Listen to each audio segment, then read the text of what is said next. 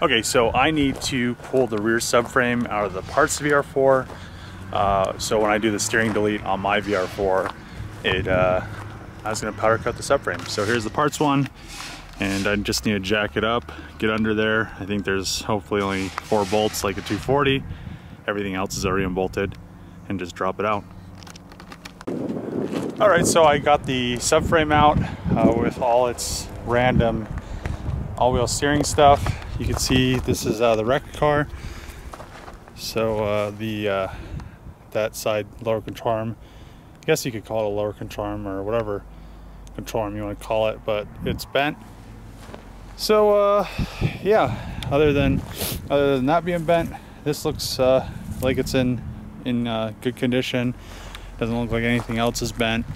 One thing is these are actually pretty nice factory bushings in here.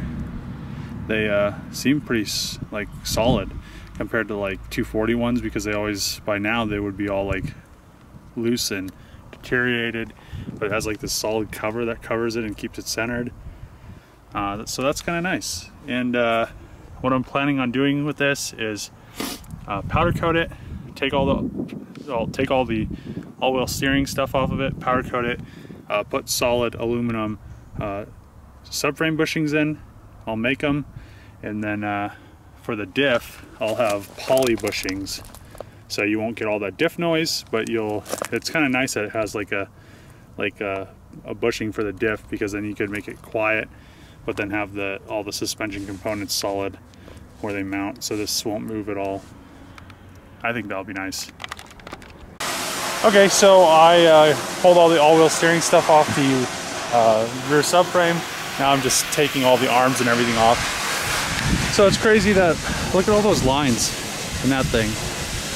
I don't know. But yeah, so now I'm just pulling the arms, and one thing I'm probably gonna do is there's like a, right there, you can see it, right there. It's like a larger 240. So I might make like a hub-centric lockout for that, and then just do some arms, because those arms are straight, but they just have like a little thing on the bottom of them. So I think that'll probably be better. Then I can adjust them. We'll see what happens. I'm not sure how crazy I want to get with the subframe. I might just powder coat it, put everything back together, or I might just do like solid aluminum bushings and hub-centric lockouts and arms and stuff like that, but I'm not sure yet. So pretty late today. I think it's like almost 4. I went and got all the poly. I got another can of the oil-based, just so I could seal the rest of the floor, and then I have my actual clear that I'm going to use on the whole floor. I still need another gallon.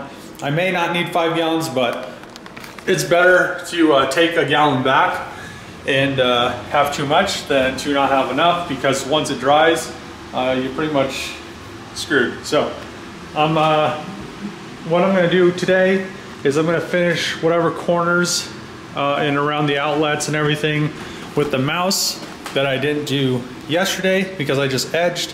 What I couldn't get with the edger, I'm gonna do today. So there's quite a few corners that I have to do. I already have done some of them, but there's quite a few that I still need to do, like by the bathroom right here, around like the door frame and everything. It needs to be nice and clean. I'm not sure if I'll be able to get the floor sealed today. I kind of wanted to, but then I decided to pull the subframe out of the VR4 because it was actually 70 degrees today. It was warm enough to do it, and the car's outside. Well, the parts VR4, so the shell. So I did that just because I would rather have done that when it's warm, because I could do stuff in here when it's cold. And I need to, once I'm done here with all the corners, if it's not too late, I'll go back to the shop. I want to pull the bushings out of the subframe, and because I want to make some solid bushings out of aluminum, So I need to draw that up in CAD, and then I need to do some other stuff in CAD. So if it's not too late, I might do some CAD stuff tonight, but I think it'll probably be tomorrow after I get done sealing the floor here. I'll go home and do some CAD stuff. So yeah, it's coming together. I sanded like a little test spot with just the DA over here, but this was already a nice spot to begin with because I already sanded it pretty well, so it looks really nice. All it really needs to do is be cleared. Right here, this hole is still a little recessed, so I need to come in with a little bit of poly and give her a little wipe so it fills in that hole, and then I'll resand it. Some of these, like this hole, you can feel. I want to make it so that you can't feel any of the holes. I don't know why those sunk down like that, but that's fine. I'll just spot fill them, and it shouldn't be an issue.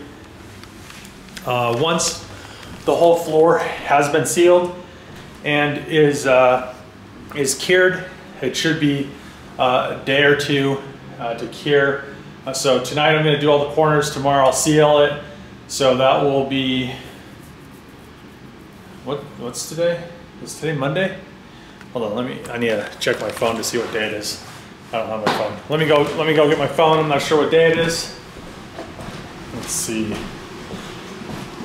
Hopefully it's Monday. Oh man, it's Tuesday. Oh no. So I guess today's Tuesday, so I'll do the corners today. Tomorrow will be Wednesday. I'll seal it Wednesday. I'll leave it to dry one day. So Thursday it'll dry and cure. And then on Friday, I'll start sanding it. And then for Saturday, I'll rent the edger again, so I could spot fix the spots I don't like on the floor, and I'll definitely get a lot more sandpaper this time. But yeah, and then the whole floor will be ready, and then hopefully Monday everything will be ready for me to come in and give her the nice clear. So I was hoping for like Wednesday, but that's kind of not even possible because of like wait time to cure and stuff. So all this stuff takes like 24 hours to dry, and especially if you want to sand it. Even right now, this is kind of still gumming up the sandpaper, so and clogging up the sandpaper. So even 24 hours probably isn't enough, but we'll see. What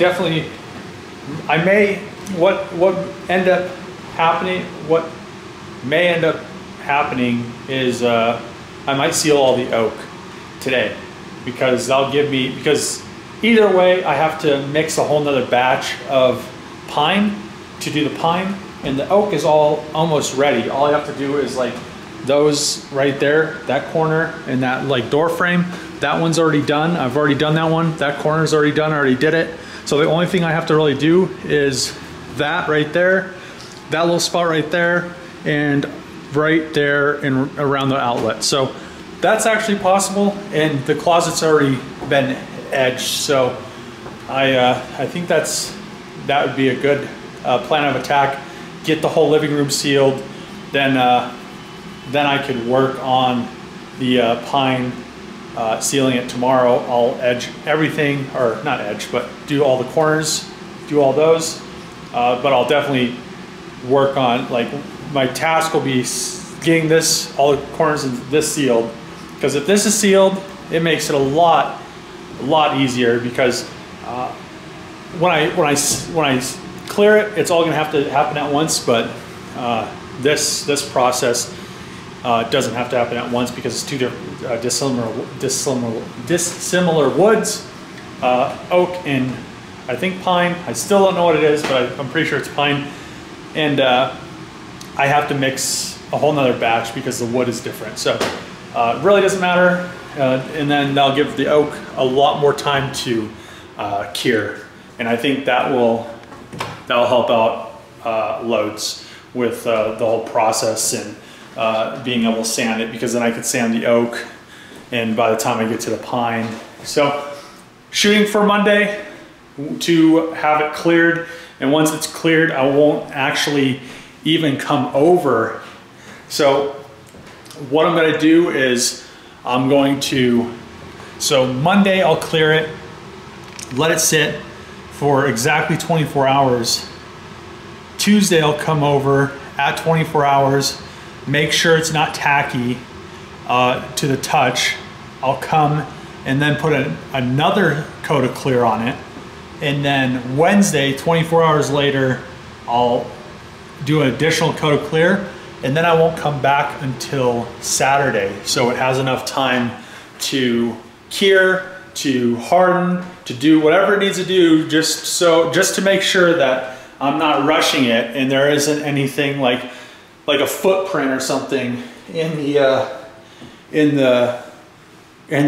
clear, because I would, oh my God, that'd be a nightmare. But you know what's funny is I was using this mask yesterday and I set it there, and that's how much dust there was. I need to change the filter. It's just like I set it down and like dust, like the sawdust came out of the filter when I set it down. So yeah, I'm lucky that I'm using a paint mask, because I think if I wasn't, I'd probably die just from inhaling all that dust. Dust is not really that great to inhale. It's really bad for your lungs. So I'm glad I was using that, because just looking at that and looking at all the dust on the counter, like look at this. Look at that. So dusty, everything's dusty. I'm gonna have to clean the whole house after I finish the floors. So I'm gonna get back to work. Okay, so I'm done with the sealing the floors over here today. So I got the rest of the living room done. The closet is done, and I think I'm gonna go back over the shop and try to pull those subframe bushings out. So we'll see what happens with that. All right, so that's it for this video. I'm going to pull out those bushings tomorrow out of the VR4 subframe, and then maybe drop it off at the powder coater. I need to edit this video. If you like the video, subscribe, comment below, and until tomorrow, see you guys.